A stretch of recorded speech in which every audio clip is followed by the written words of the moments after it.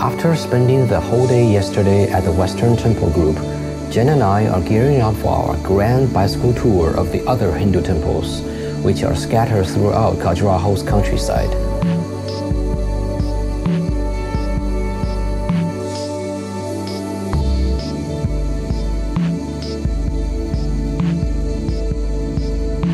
Our first stop is the Matangshwar Temple, situated right outside the Western Group enclosure. It is the only temple still in active use today.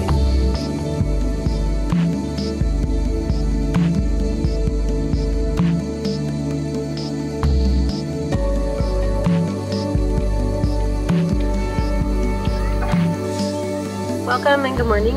Today we find ourselves at Aspiration. It is Temple? It's the oldest of the temple groups here in Khajuraho. It predates the others by about 100 to 125 years and is made entirely of granite. It was an open air structure and Frank's going to get a sweep around. Where he's sweeping first is a large chunk of granite. You can see cut marks in the granite where people use tools to get the square chunks out.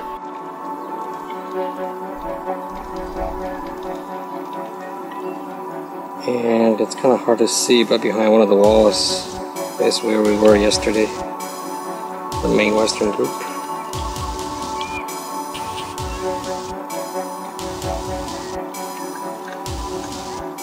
Of all the temples around Khajuraho, this one is probably the most dilapidated.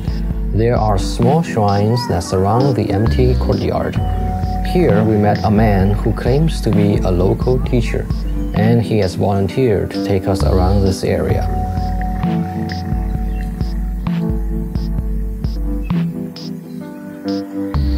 Most tourists tend to fly directly into Khajuraho, visit the Western Temple Group enclosure close to the town center, then fly out. Not too many stick around for the less famous temples in out-of-the-way areas. And here we are in the middle of nothing but fields, cows and locals going about their business.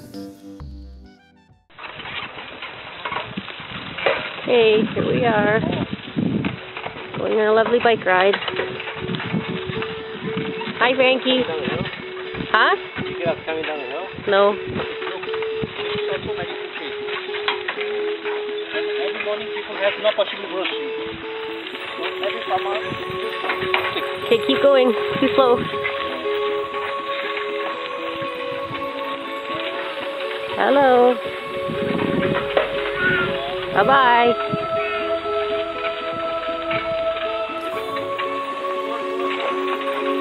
That's where we just were.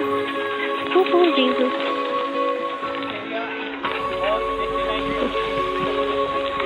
That's what we're doing right now. We're riding a bike.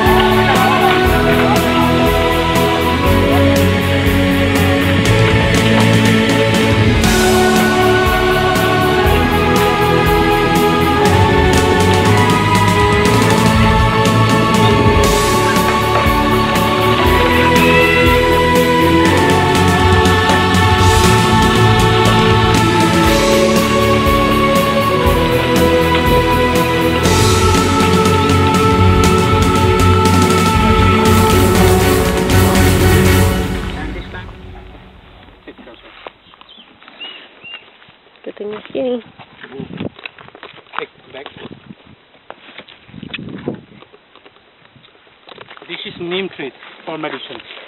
You have problem with the skin, you can take the leaf and boil, and after you wash, then your problem is automatically finished. This is neem tree.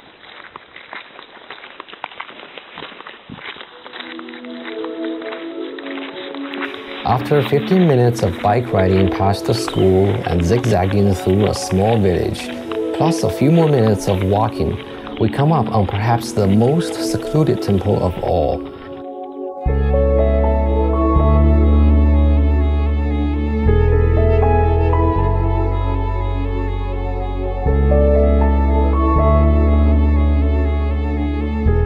It is not directly connected by road, and we doubt very many tourists have ever set foot here. This is the kind of place that gives you that tingling feeling, the same feeling that explorers must experience when they stumble upon an ancient ruin in the jungle. The temple sits on a platform in the middle of a pit. There are giant boulders scattered all around, which are probably the source of the stone used by the temple.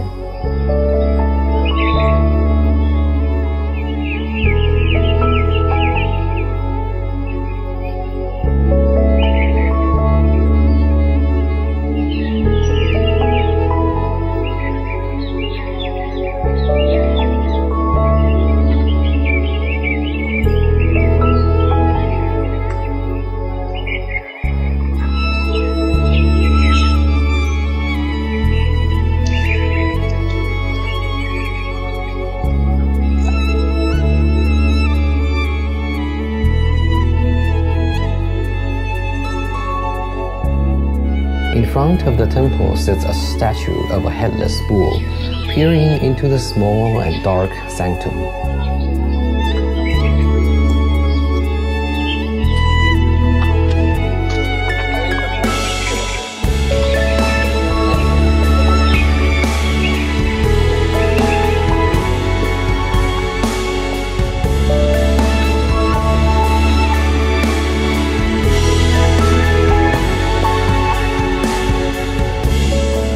Among the debris field are pieces of finished and semi-finished pieces of a building that has long since fallen apart or never built.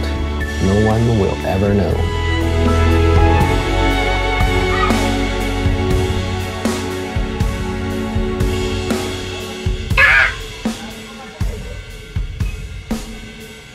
The elusive ostrich strikes again on Khajuraho. We're in the Eastern Temple Group, and this one's called the Javari Temple. Unlike the concentration of the Western Temple Group, the Eastern and Southern Group temples are dispersed. Renting a bicycle is the best way to get around, and it will take at least a full day if you want to see all of them. The bicycles are old and uncomfortable, but they each cost only 40 rupees per day, or less than $1.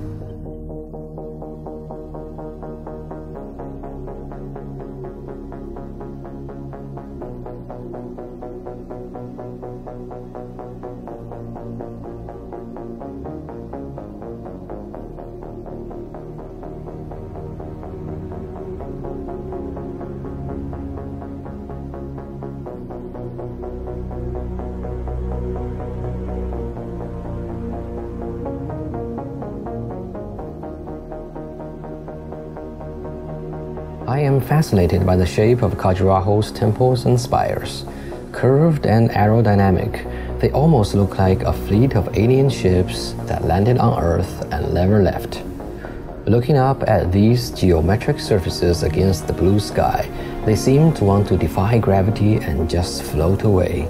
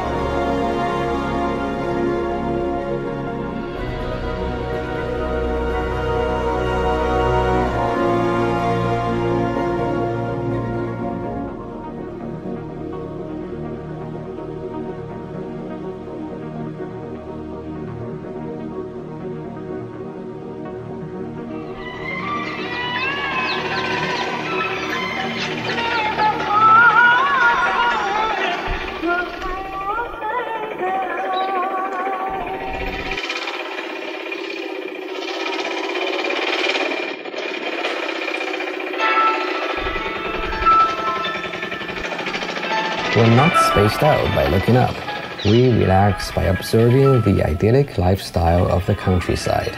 Even the sight of a tuk-tuk driving by seems to be straight from a film.